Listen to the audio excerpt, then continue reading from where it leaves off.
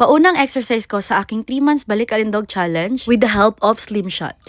Nag-invest na nga talaga ako dahil decidido na akong pumayat at ito yung unang araw ng exercise ko. And that day was May 8, 2026. 2 days after my first shot kasi talagang nag-guilty ako nung nag-check-in kami sa Park-In Hotel. Natap ako sa pasta, carbs talaga. Kaya kailangang mabawi ko yon. Actually, matagal na itong dumating yung treadmill ko pero ngayon ko pala nasubukan. Kaya syempre, start na muna ako sa pinakamababang level of speed. At super duper supportive naman yung husband ko pagkadating dito kahit na mabilis ako mabina. Kaya andyan lang siya sa paligid, nagsusupervise baka ano daw mangyari sa akin. Huy, knock on wood. So sa pagpapayat kong to, nag-invest ako ng treadmill, nag-invest ako ng 2 bottle of Slim Shot. Kasi yung 2 bottle of Slim Shot ay pasok na pasok sa 3 months na depo ko. So kung walang Slim Shot, kahit gaano pa ako marunong magdisiplina sa sarili ko on avoiding food, with the exercise, ay talagang magugutom at magugutom talaga ako. So kapag naka-Slim Shot ka kasi, is hindi ka magugutom dahil parang busog ka lang. Pero iwasan mo talagang humarap sa mga pagkain dahil tayong mga Pinoy kapag nakakakita ng pagkain ay talagang kahit hindi gutom ay makakakain. So part yan sa disiplinang kailangan mong i-control. Ngayon, nafe-feel ko na kung ano yung pakiramdam ng mga ibang client ko na nag-a-avail ng Gem Slim Shot ko. Kung gaano sila ka-stress. Kasi ako ngayon, kaya talaga ako nag-pursue ng ganito. Kasi ang dami kong biniling mga OOTD at alam nyo namang hubadera ako. At hindi ko sila nasusuot. So I don't mind if you call me hubadera kung kulang nila maghubad sa social media. Basta gusto ko sexy ako. Wala akong pakialam sa inyo. So now, I'm doing my best to show you na kaya ko magbalik alindog within 3 months. Liliit itong braso at tummy ko. And from 61.50 kilogram, anong timbang ang kayang ibigay ko. So, pasensya na ako nakapantulog yung outfit ko kasi talagang hindi ko inisip na talagang magsisimula na ako ng gabing yan. Sinimulan ko na kahit paparating na yung Mother's Day niyan. So, nag-start ako ng May 6, 2026. Dapat magtatapos tayo ng August 6, 2026 ng may result. Actually, plano ko na magpa-Doc Yapi yung Hourglass at saka BBL. Nakaset na kami ng date. Nag-inquire na ako kung magkano lahat ng magagastos ko. Pero inisip ko, bakit hindi ko muna gamitin yung pampapayat ko? Then, I realized, yeah, why not? So, kaya sinimulan ko na kaagad. Kasi natakot ako sa procedure ng liposuction. Guys, this is so satisfying.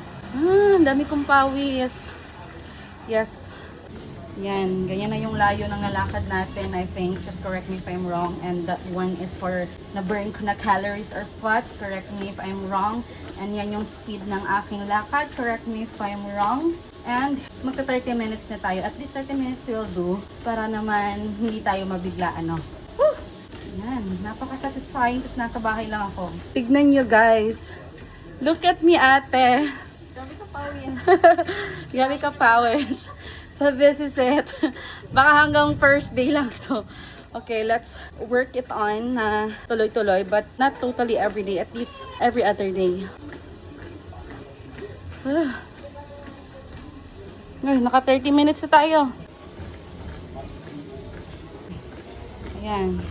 Oh, naka 30 minutes na tayo. Pagaling ha?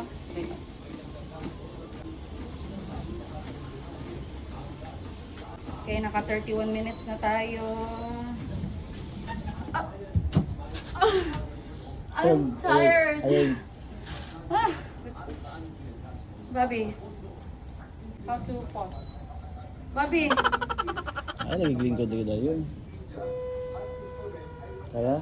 1, Hold on. 2. I'm not allowed to sit down. Ayun, nag-sit down tayo. Wait lang.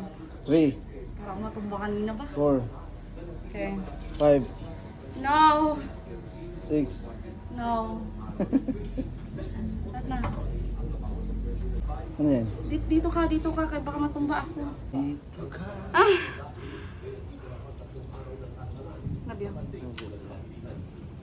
Yan, mag-walking. Hindi ako pwede mag-sit down? Hindi.